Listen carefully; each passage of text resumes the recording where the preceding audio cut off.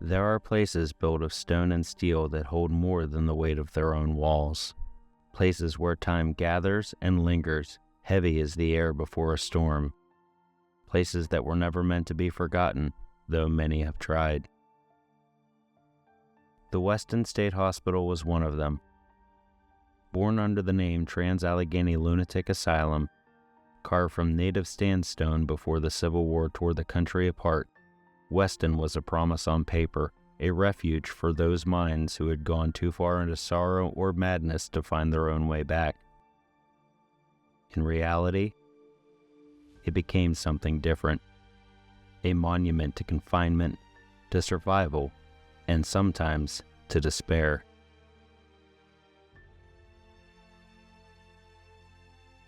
By the time the doors first opened in 1864, the building had already carried scars. It was unfinished, shaped by convicts forced to labor through the winters, disrupted by the severing of Virginia into two states. What remained was a vast shell of ambition, stretching nearly 1,300 feet across, wrapped around in an enclosed yard where the forgotten lived their days in circles. Over time, Weston grew. It swallowed hundreds, then thousands of lives into its long stone corridors. It became a city within a city, the largest single employer in Lewis County, a place both feared and relied upon. Every family had a story tied to it, whether by blood or rumor. To be a patient there was to vanish into a system few questioned and fewer understood. Diagnosis came easy, escape came rarely. And the fires? The fires were never far away.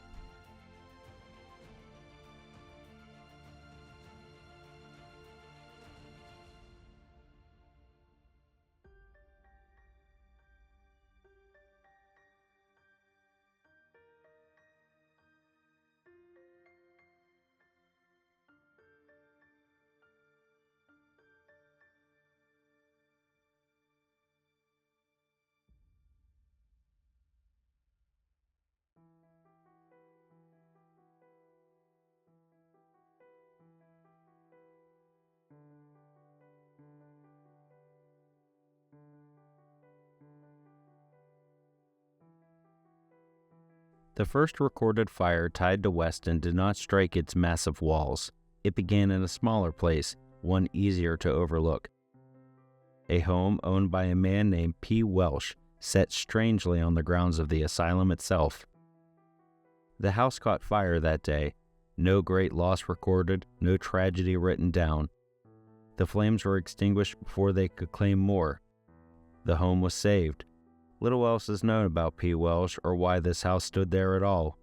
But still, August 23, 1869, that date was written down, because at Weston, fire never passed unnoticed for long.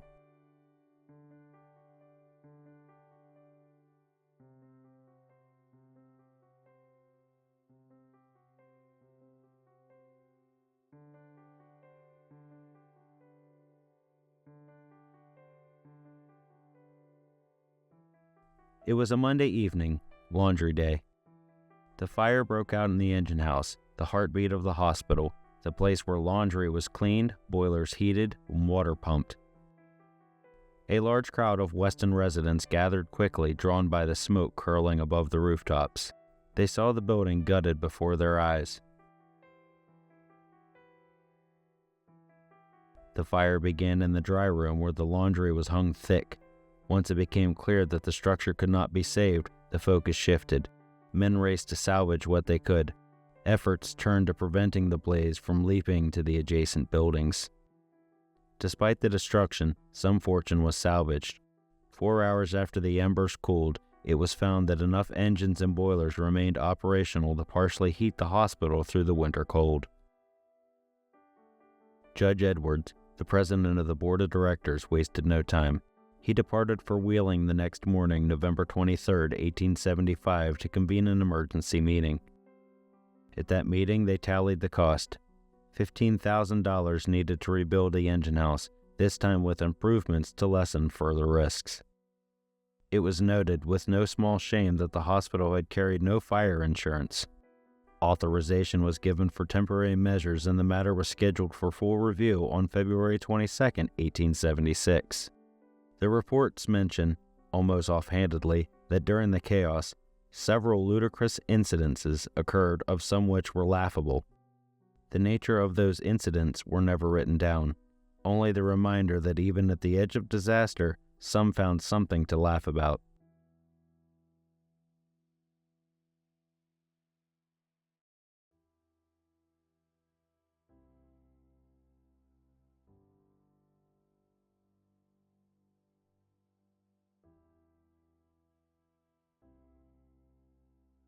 It was just after 9 o'clock in the evening when the alarm sounded across Weston.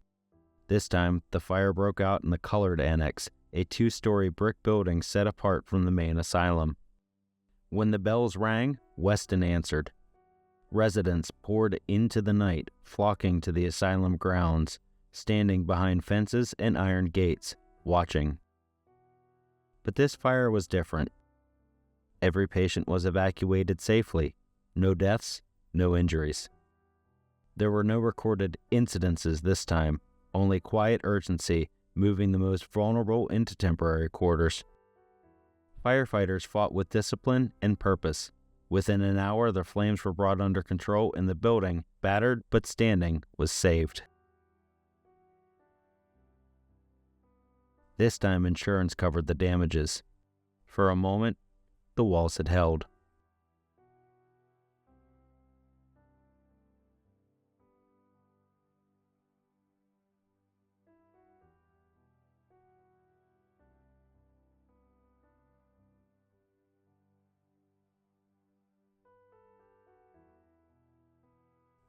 Little remains from this fire except the cold calculation of loss. The laundry building burned again, an echo of 1875. No stories survive, no desperate rescues written down, only numbers. The estimated damage was $3,352.11. Again, insurance stepped in, and again the hospital turned the page and moved on.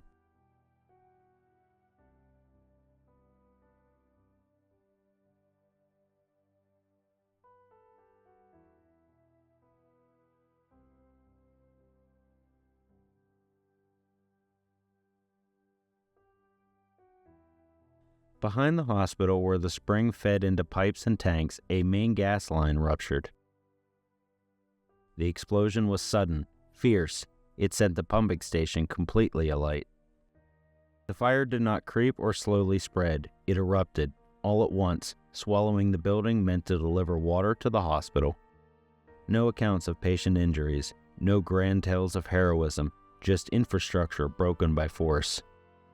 In the end, the spring still flowed, but the hospital's thirst grew heavier.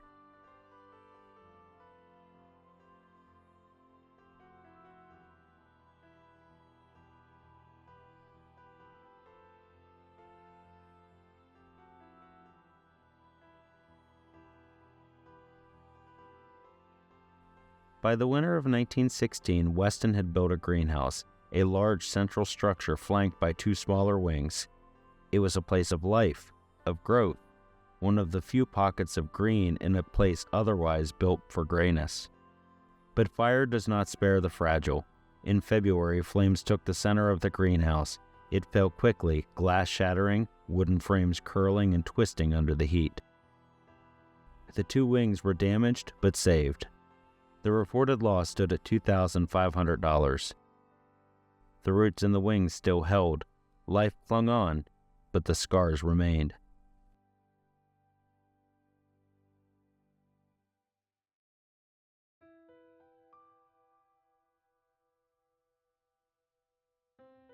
There are lives that do not begin with a roar, but with a hush, forgotten almost before they begin.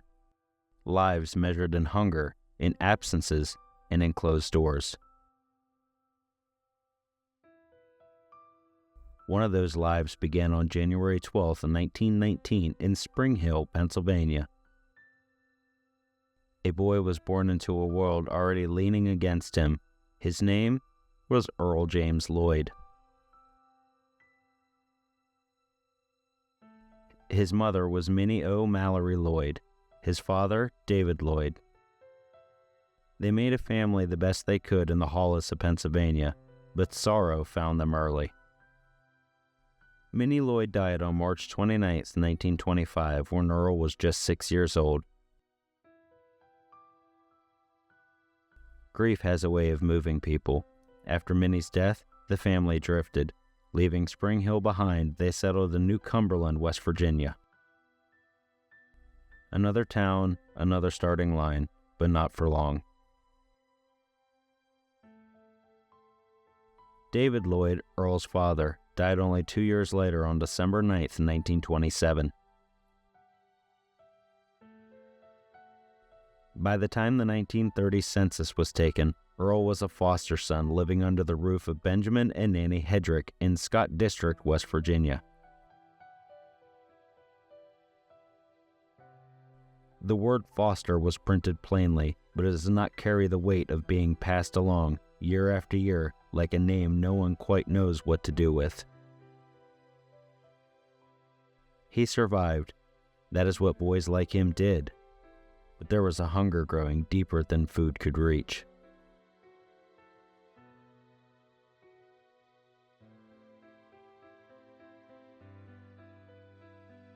Hope for the future is sometimes a stillborn dream. It had been that way for Weston from the beginning. Fire, like sorrow, was not a visitor. It was a resident. And yet, the building stood. The names on the rolls changed. The walls grew older. The corridors darker. But Weston kept breathing. Waiting. The city I once knew as home was never a city at all. It was a row of buildings. A factory of forgetting. By the time I arrived at Weston, I was already half a shadow.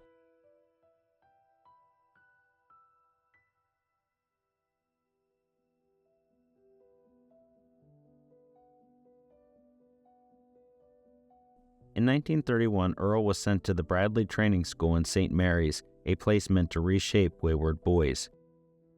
But the school could not hold him, neither could the systems built to forget him. He ran. He was caught. And he ran again.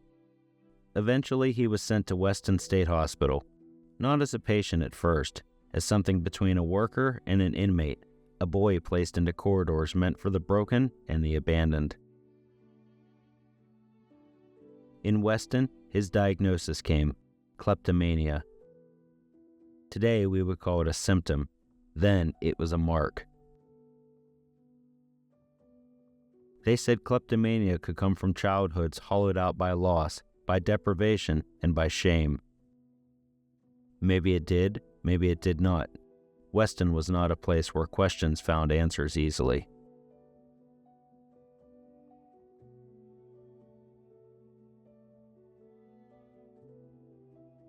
By the summer of 1935, fires began to bloom inside the hospital.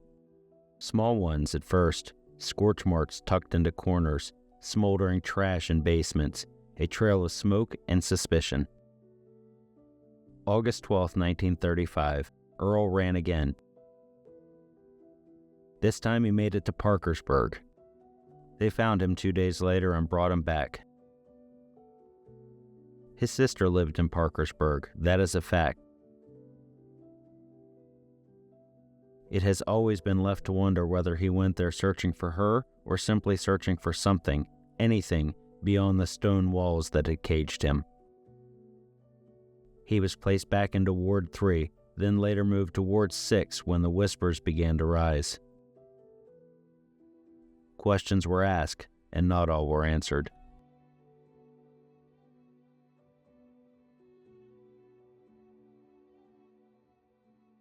I recorded this because this could be the last thing I ever say.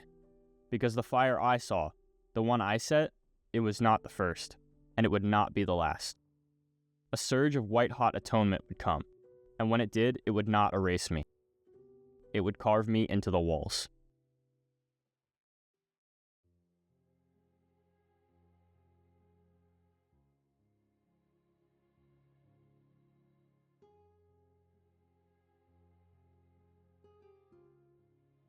My name was Earl James Lloyd, born January 12, 1919, died April 13, 1941.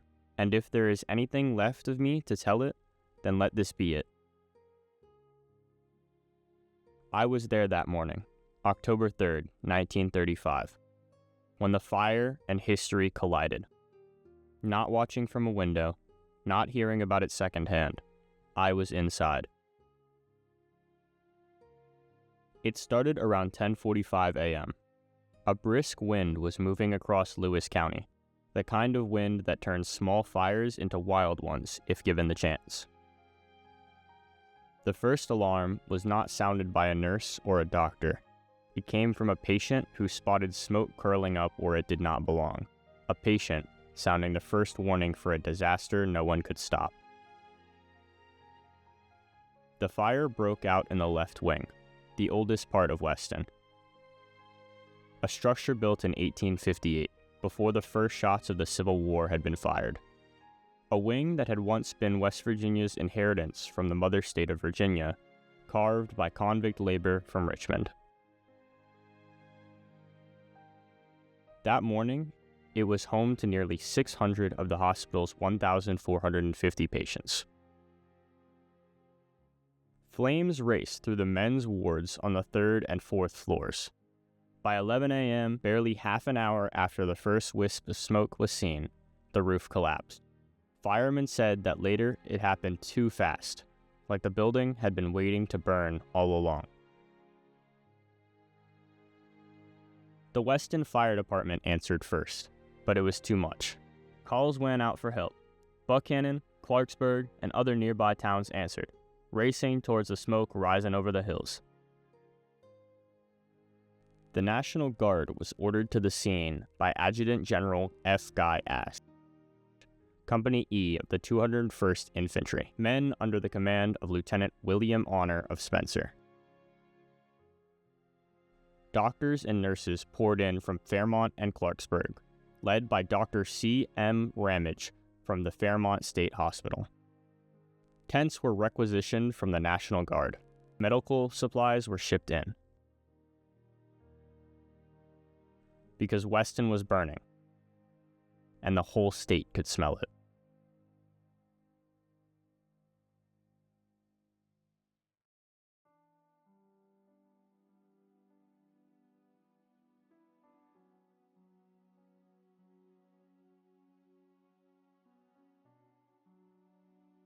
Albert Cornwell was a trustee, a patient trusted enough to have a little more freedom. He was trapped on the 4th floor. The fire raged around him. He heard shouting from below, the first sign that something was wrong. He was alone in his room. Firemen placed a ladder against the wall. They climbed towards him, but the bars of his window stood in the way. Cornwell did not panic. He gripped the iron with his hand and bent the bars outwards with his own strength, mimicking the motions of pushing them apart. The fireman later reported that he climbed down the ladder unaided, battered and exhausted, but alive. Not a single soul was lost that day.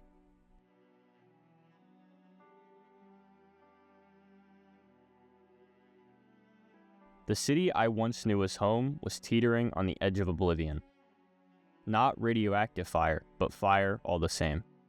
A 300,000-degree baptism by nuclear fire. No, something colder, something slower, but no less final. The wing was gone. The walls that had caged us were stripped to stone and ash. And somewhere in the smoke, part of me burned too.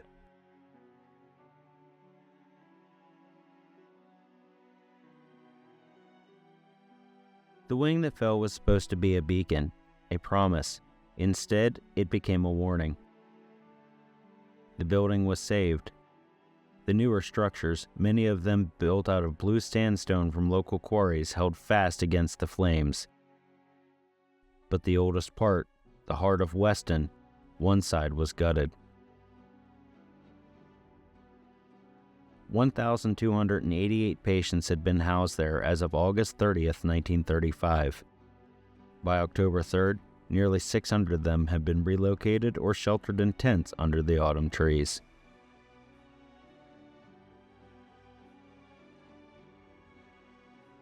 A story survived the fire longer than the smoke did. They say that a hospital switchboard operator, Betty Zorbist, rang the dinner bell that day instead of the fire alarm. They say she did it to save lives, to call the men into order, to keep them from rushing the stairwells that could not hold them. And they were right. It was not a mistake. It was a deliberated and calculated plan. On the ground was Bill Marsh, chief of the Weston Volunteer Fire Department, who took command. He sounded the dinner gong with purpose, a signal to direct the men of that wing out of the building and into the dinner hall while maintaining a semblance of order in the chaos. Once the men were in the dining hall, they were placed under guard and marched elsewhere to safety. It was no accident. It was a desperate plan to save lives, and it worked. The answers are there if you are willing to see past the smoke. The truth is not what survives, it is what you choose to find.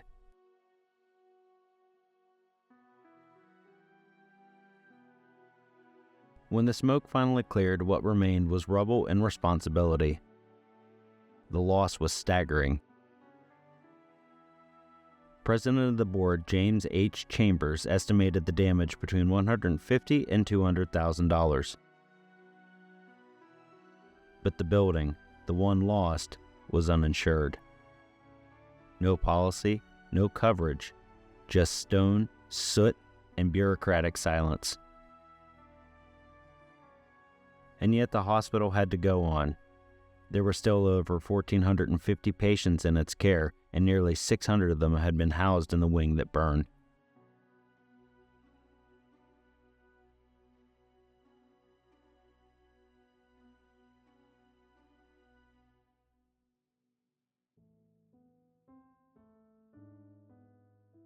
M.D. Carrico, Secretary of the West Virginia State Board of Control, rushed to Weston.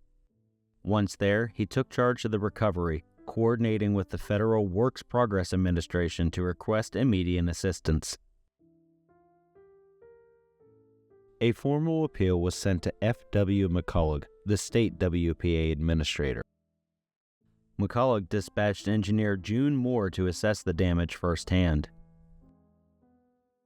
He then drafted a formal request for $25,000 to cover the emergency rebuilding needs, pledging to send it directly to Harry Hopkins, the WPA director in Washington. He hoped President Roosevelt himself would authorize the funds. "This is a matter of statewide importance," he wrote, and it was. The appeal moved quickly. The government may have failed to protect the building, but now it scrambled to repair it. A tent city was raised beneath the trees at Jackson's Mill. Patients were also relocated temporarily to the National Guard camp in Dawson in Preston County. The hospital was holding together, but only just.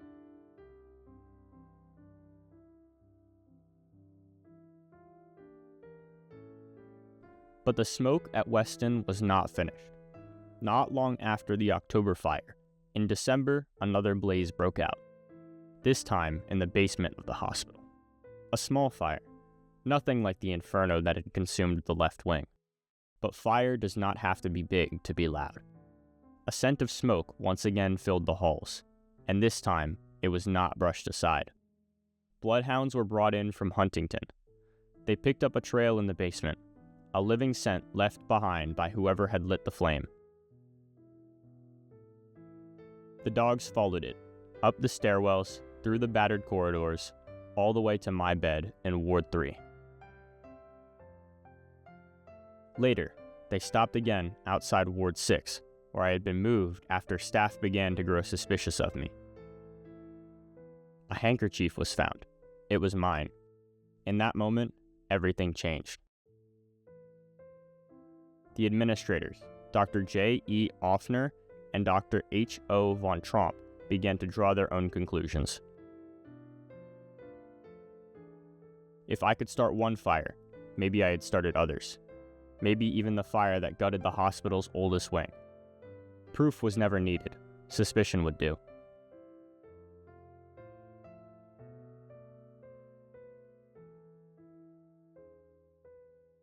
While the WPA weighed the costs of rebuilding, the state turned inward, asking harder questions. How had this happened? Deputy State Fire Marshal Berry initially believed the blaze had been caused by defective electric wiring. It was the official theory, the safest one, the one that pointed at aging systems and not human hands. But then came the confessions. The basement fire gave them something the October blaze had not: a trail. Evidence that led somewhere. Evidence that led to me. A few weeks after the October fire, a 17-year-old patient named Forrest Culver of Richwood, West Virginia, confessed to setting it. Officials questioned him, listened, and quietly set his story aside. Then another confession came. Mine. I told Dr. H.O. von Tromp that I had started 7 fires at Weston, including the one on October 3rd. I said someone had paid me $10 for the first fire back in July, $1 for each that followed. I gave them a name. I gave them a story, but the stories kept changing. I said it was all for money. I said it was all for the thrill. I said I started it by accident. Confessions can be called forth easily from the lonely. Dr. Offner said it plain. It appears easy to get confessions regarding the fires. And so it was.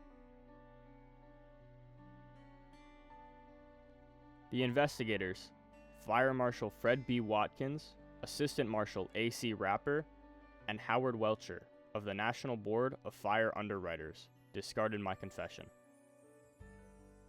They said it was a story for a thrill. They said it was not true. Maybe they were right. Maybe they were not. I admitted it. Then I denied it. Then I admitted it again. The truth has a way of slipping when you have spent too long in places like Weston. What I do know is this. I entered the hospital system in 1931. A boy with no parents and no options. I was returned to Weston from Bradley, placed on wards, watched, and moved. And sometimes I ran. The last time I ran was in August of 1935. Maybe I was just looking for a way out.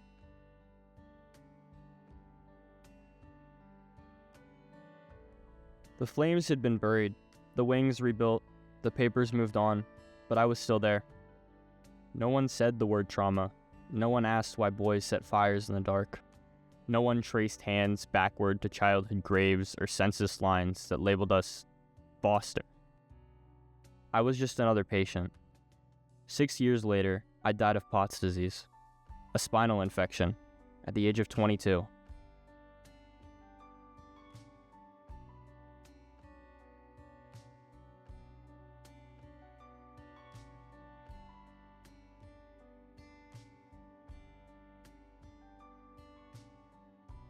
Not every fire at Weston began with a match struck on its own grounds. Sometimes the fire traveled further than anyone realized.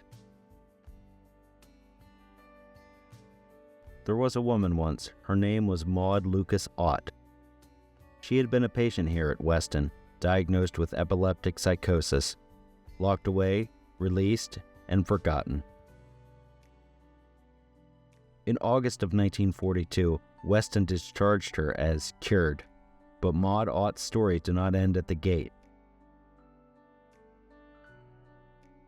Under the name of Eileen Elliott, she took a job as an attendant at the Indiana State Hospital in Richmond. There, she met James Ott, a fellow employee. They married that December. Their honeymoon was a trail of fire.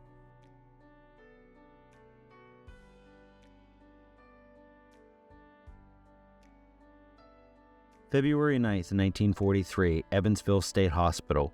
Flames broke out at about 2:30 a.m. Doctors and orderlies clawed their way through smoke-filled wards trying to save those trapped inside. Patients in straitjackets screamed as fire closed in. Others, barefoot and panicked, fled into the freezing night.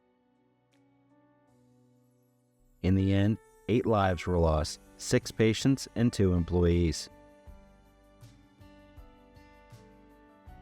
Later, fires would strike the Ohio State Hospital in Toledo and the Logansport State Hospital in Indiana. Each time, smoke curling from linen closets, accelerants found, matches dropped. When she was finally caught, Maude confessed to setting the fires at Logansport. She denied the others. But those who traced her steps knew better.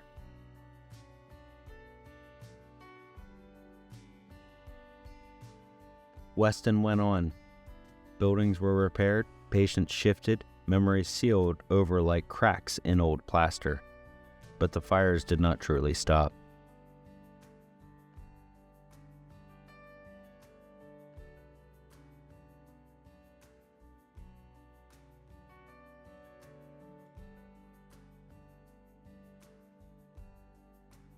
By the 1969-1970 fiscal year, the West Virginia Department of Mental Health had overspent its budget.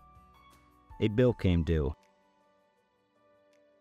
Singer Sheet Metal Company of Parkersburg had installed 2 fire escapes at Weston State Hospital. Cost: $5,928. But the hospital could not pay. At first, the Court of Claims ruled against the company, declaring that state agencies could not incur debts as private businesses did. Singer Sheet Metal would have to wait. Then, in August 1971, the court reversed itself. West Virginia would pay. Justice, late but certain. Even the fire escapes at Weston came with bureaucracy attached.